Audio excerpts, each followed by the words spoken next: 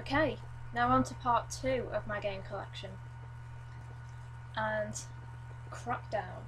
I got this game about a week ago, I think 2 weeks ago, because I was looking at games online, and I saw Crackdown. I've been umming and ahhing for quite a while whether to get it or not, and I played the demo of the second game, and I thought, yeah, this is quite good. I looked at the price, and it was about excuse me, it was about £15, £10, so I thought, well, that's an okay price to pay for a game. I thought, but you know, the first one has got better reviews, so I thought, oh, I'll see how much the first one is. £5 in Game Station, so I ran down to Game Station and bought it for £5, and it is well worth the money. I would have quite happily spent £30 on this game. It's just great, you know. There's a big thing about collecting the orbs. If you don't know what the orbs are in Crackdown, then have a look at someone collecting orbs or something, a video on YouTube about that, because it is very, very addictive. You see one, and then you think, yes, I've got one, and then you look across another building, and there's one there, and then you go that way, and there's another one, and then you go that way, and there's another one, and you just have to collect them all. It's a bit like Pokemon, but not like Pokemon.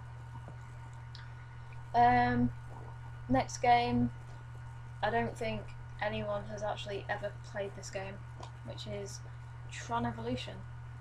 You know, I know people have played it because there are people online, but not many people played it. I don't think it got a very good review, but that's because it's Tron. If you love Tron, then buy it, and if you don't like Tron, don't get it. If you like the graphics of Tron and you just want like a really easy game, then get it, but I will warn you, one of the achievements on Xbox 360, and I think it probably will be a trophy on PlayStation 3 as well, is 75 gamer score to complete the campaign on Insane, which really is insane. I've played it through on easy, medium and hard, and now I'm on Insane and I am seriously struggling. I can't believe how actually hard it is, but it is very hard, but it's a very good game. I think to really enjoy the game to its full potential, you have to play it on hard, because that is, you really get like a difficulty level, and you also do, you know, level up a lot faster. Next game, one of my favourite games ever. I think I'll probably say that on a lot of my games, because I just, like me personally, I think I have a great collection of games, but obviously, you know, they're not to everyone's taste. But this one, Dead Space. I think everyone loves Dead Space who's played it. It is the scariest, creepiest game I have ever played. No, I take that back. It is the second creepiest, scariest game I've ever played. The creepiest game I've ever played is Silent Hill Homecoming. I played that for about 2 hours and then I had to take it back. I rented it, thank goodness, because it was just too scary. I couldn't play it. But this is great. I'm on my second time of playing this through, and I'm still finding things scary, even when I know what's coming. You know, I can walk down a corridor and think, oh yeah, I know that this guy is going to jump out at me through a window, but then when it actually happens, it still scares me, and it's like, why? Next game, Dead Rising. I love this game, it's so good. You can just run around with a katana or a baseball bat and just kill a load of zombies, and you get XP for killing zombies. You don't have to do the story levels, you can just mess around. The missions are quite good, some of them. Although I would say until you get to level 50, the game is very, very challenging, because you know, I think you start off with like 4 health bars, 4 little health pieces, and then, you know, if you get hit by a zombie, that's 1 gone. If you get hit by another zombie, that's 2 gone.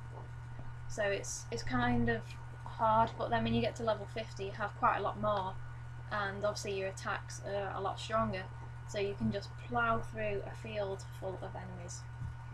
The biggest tip I would give about Dead Rising,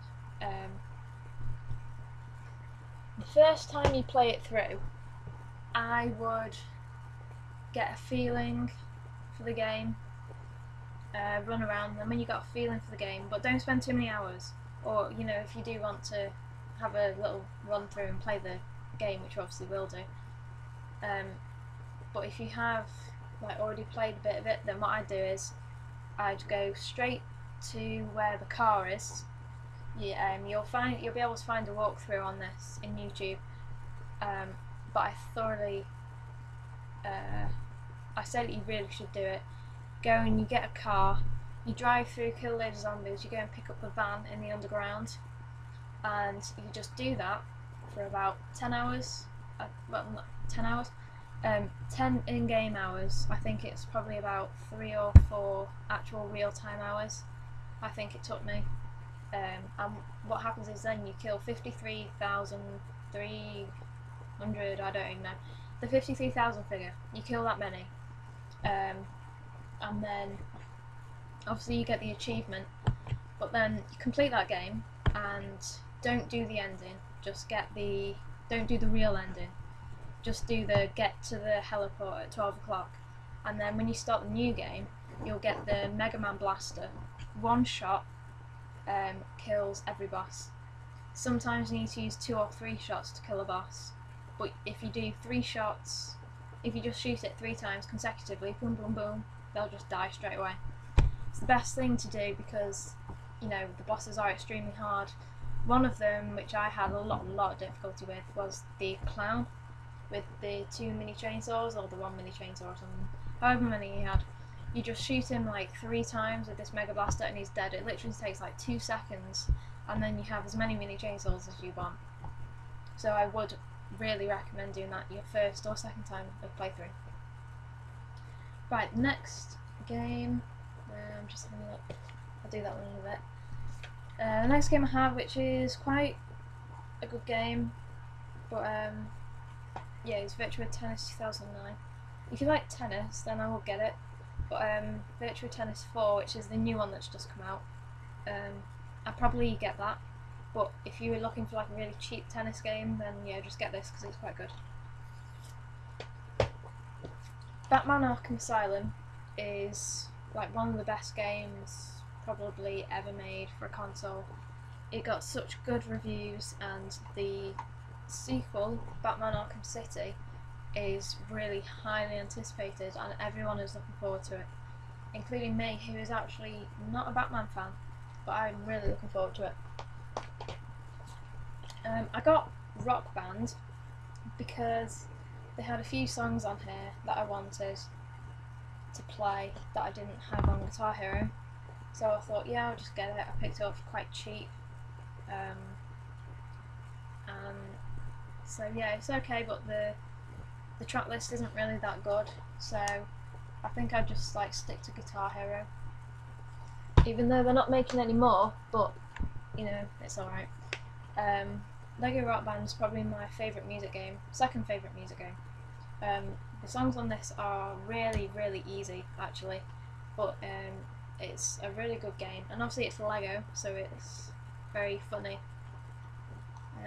So yeah, I'd get that one. Crisis 2. I got this game the first day it came out, I think, or the second day it came out. So I managed to pick up the limited edition. You can just see that there, because they still had them in the shops. I think a bit like the King and Lynch game, I think everyone got the limited edition because they made so many of them. But yeah, Crisis 2 is a great game. If you don't have it, get it. It's obviously a shooting game. If you've played the first one, then you'll love this one, although there are a lot of changes in it. But yeah, I would definitely get this because it is one of my favourite games.